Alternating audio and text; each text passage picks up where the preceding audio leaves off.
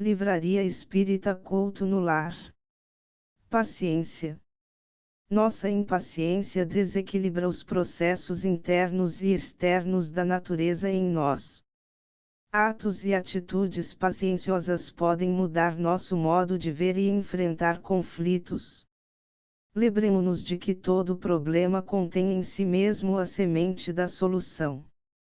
Tão logo nos permitimos pensar na natureza como algo vivo e atuante em nós, começamos a perceber que nunca perdemos nosso sentido de ligação com o mundo natural.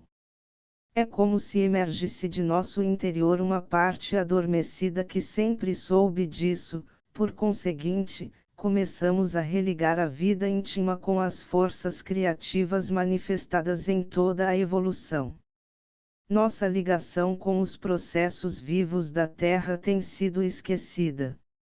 A suposição da ciência moderna é de que nosso planeta tenha por volta de 5 bilhões de anos. Não existe, porém, nenhum vestígio que permita determinar, com alguma aproximação, a época em que foram lançadas as sementes da vida, isto é, o aparecimento dos primeiros organismos vivos sobre o orbe terreno. O que se sabe, de modo geral, é que o planeta passou por lentas e diversas transformações e que, provavelmente, a vida surgiu nas águas dos mares, que exerceram a função de berço fecundo para manter as primeiras formas vivas. Esses minúsculos seres unicelulares se estruturaram nas condições reinantes na Terra primitiva, a partir de substâncias orgânicas pré-existentes na atmosfera e na crosta terrestre. O acúmulo dessas substâncias ou moléculas durante milhões de anos converteu os ambientes marinhos numa verdadeira sopa nutritiva.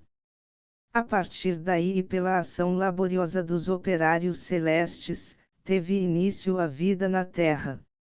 No seio daquelas paisagens rudimentares, no interior das águas mornas dos oceanos primitivos, o princípio inteligente pôde iniciar suas primeiras manifestações sob o domínio e o controle da onipotência celeste. A formação desse complexo teatro da vida se deu através de um longo e contínuo processo evolutivo, que nos permite hoje conhecer as mais diversas formas de seres vivos. E preciso, portanto, que adotemos o ritmo da natureza, cujo segredo mais precioso é a paciência. O ser humano é a própria natureza adquirindo consciência de si mesma. Por possuir a capacidade de entender racionalmente esse grandioso espetáculo da evolução, deveria ser o primeiro a perceber que sua perfeita estrutura orgânica resulta da paciente realização da natureza. A capacidade de persistir numa atividade com constância e perseverança é um dos atributos da natureza. Precisamos aprender com ela a habilidade de equilibrar e realizar tarefas numa silenciosa quietude, pois a impetuosidade e a afobação que muitas vezes demonstramos podem destruir em minutos o que levamos anos para construir. Suportemos com calma tudo o que acontece em nossa existência. Procuremos decifrar, aprender e refletir as mensagens enigmáticas que nos chegam através da linguagem da evolução natural. A natureza não dá saltos, a borboleta não chegou ao que é sem antes ter sido lagarta. No entanto, a paciência não é passividade, estagnação, ociosidade ou paralisação. É antes um potencial a ser desenvolvido com serenidade, persistência e constância.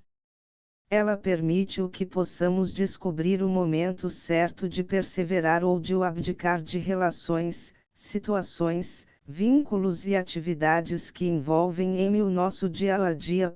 Os espíritos superiores possuem a necessária paciência de revelar certos ensinamentos na ocasião oportuna. Sabem que o processo de amadurecimento e crescimento humano é constante, mas gradual. Eles reconhecem que a cada coisa se deve dar o devido tempo, e que tudo que se diz de forma precipitada pode ser mal interpretado ou não entendido. Por isso, utilizam-se da natureza evolutiva, levando em conta a condição de tempo, lugar ou modo que cerca e acompanha as pessoas, fatos ou acontecimentos. Os mentors da codificação disseram a Allan Kardec que os espíritos ensinarão muitas coisas que os homens não compreenderão ou desnaturarão, mas que podem compreender atualmente e justificaram: não ensinais às crianças o que ensinais aos adultos, e não dais para um recém-nascido um alimento que ele não possa digerir. Cada coisa em seu tempo. Nossa impaciência desequilibra os processos internos e externos da natureza em nós. Atos e atitudes pacienciosas podem mudar nosso modo de ver e enfrentar conflitos. Lembremos-nos de que todo problema contém em si mesmo a semente da solução. Porque os espíritos não ensinaram em todos os tempos o que ensinam hoje. Não ensinais às crianças o que ensinais aos adultos, e não dais para um recém-nascido um alimento que ele não possa digerir, cada coisa em seu tempo. Eles ensinaram muitas coisas que os homens não compreenderão ou desnaturarão, mas que podem compreender atualmente. Por seus ensinamentos, mesmo incompletos, prepararam o terreno para receber a semente que vai frutificar hoje. O despertar da religiosidade proporciona a paz de espírito, paciência e um estado de alma em que a criatura não é atingida pelas inquietações ou irritabilidades, visto que se libertou do desassossego e da agitação do ego. Quem atingiu a essência do sagrado entendeu que a autêntica religião é, acima de tudo, uma realidade interna, porque expressa as nossas mais íntimas relações com Deus.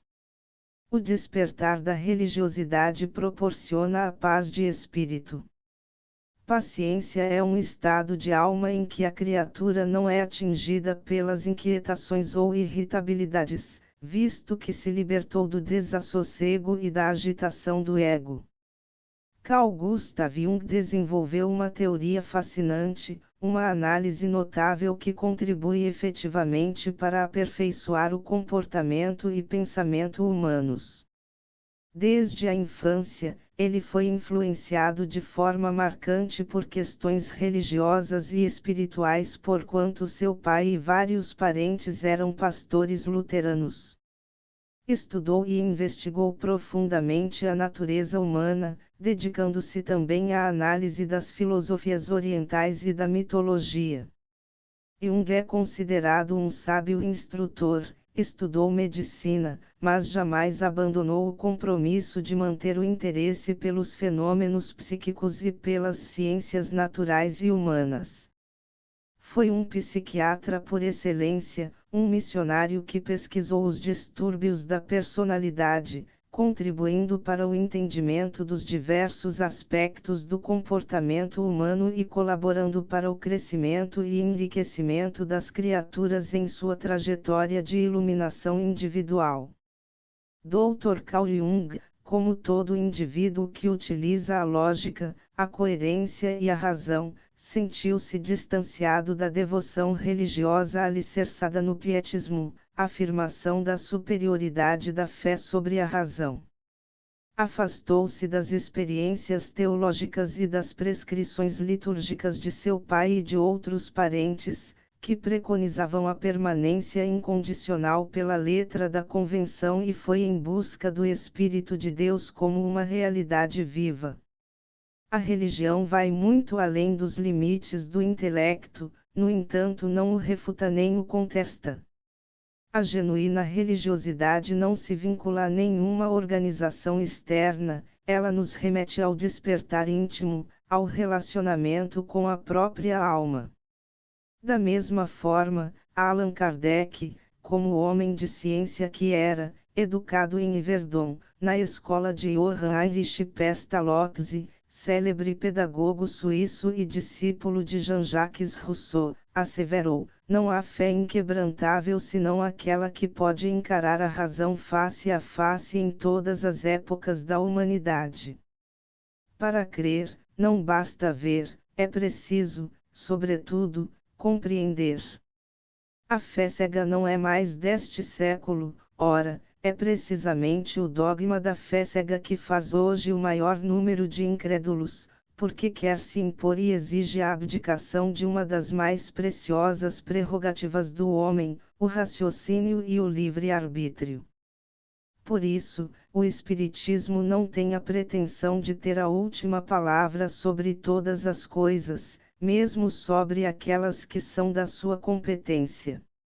Os guias da humanidade disseram a Kardec que não há para o estudioso, nenhum sistema filosófico antigo, nenhuma tradição, nenhuma religião a negligenciar, porque tudo contém os germes de grandes verdades graças à chave que nos dá o Espiritismo para uma multidão de coisas que puderam, até aqui, vos parecer sem razão e da qual, hoje, a realidade vos é demonstrada de maneira irrecusável.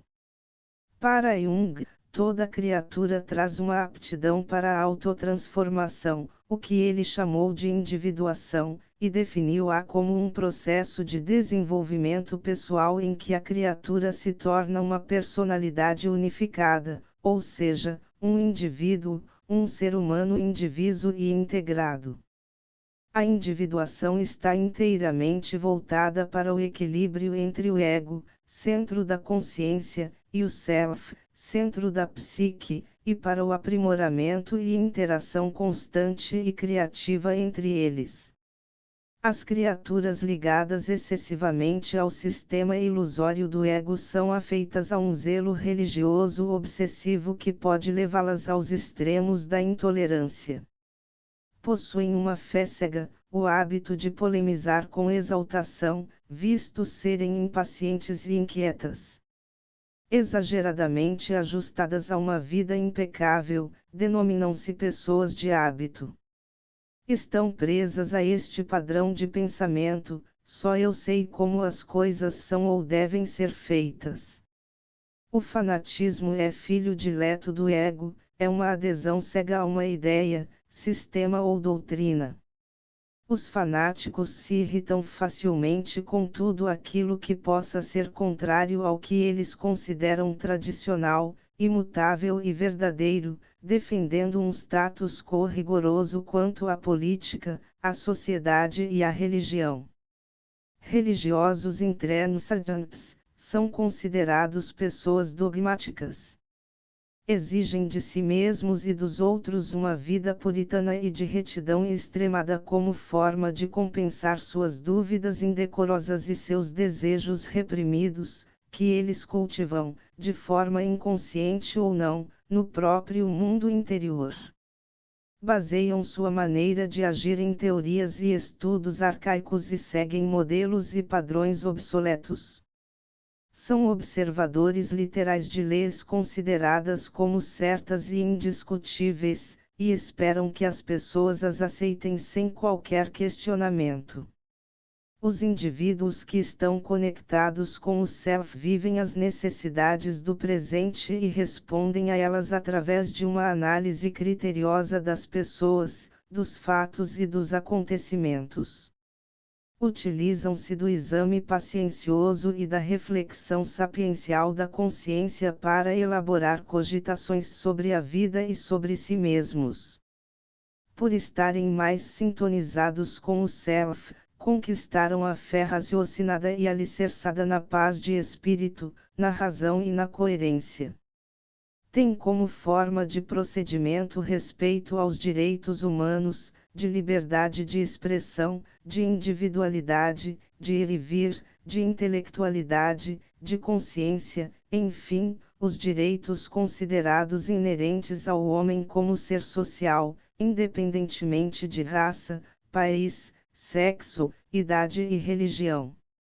São pensadores versáteis e originais, têm propósitos definidos, buscam alcançar pacienciosamente em seus estudos e reflexões uma síntese racional e lógica a respeito do físico e do espiritual, do real e do imaginário, do indivíduo e da sociedade. Porque a verdade não foi sempre colocada ao alcance de todo mundo. É preciso que cada coisa venha a seu tempo. A verdade é como a luz, é preciso nos habituar a ela, pouco a pouco, de outra forma ela nos deslumbra. Jamais ocorreu que Deus permitisse ao homem receber comunicações tão completas e tão instrutivas como as que lhe é dado receber hoje. Havia, como sabes, na antiguidade, alguns indivíduos possuidores do que consideravam uma ciência sacra, e da qual faziam mistério aos profanos, segundo eles. Deveis compreender, com o que conheceis das leis que regem esses fenômenos, que eles não recebiam senão algumas verdades esparsas no meio de um conjunto equívoco e a maior parte do tempo simbólico. Entretanto, não há para o estudioso, nenhum sistema filosófico antigo, nenhuma tradição, nenhuma religião a negligenciar, porque tudo contém os germes de grandes verdades que, ainda que pareçam contraditórias umas com as outras, esparsas que estão no meio de acessórios sem fundamentos, são muito fáceis de coordenar, graças à chave que nos dá o Espiritismo para uma multidão de coisas que puderam, até aqui, vos parecer sem razão e da qual, hoje, a realidade vos é demonstrada de maneira irrecusável. Não negligencieis, portanto, de aurir objetos de estudos nesses materiais, eles são muito ricos e podem contribuir poderosamente para a vossa instrução.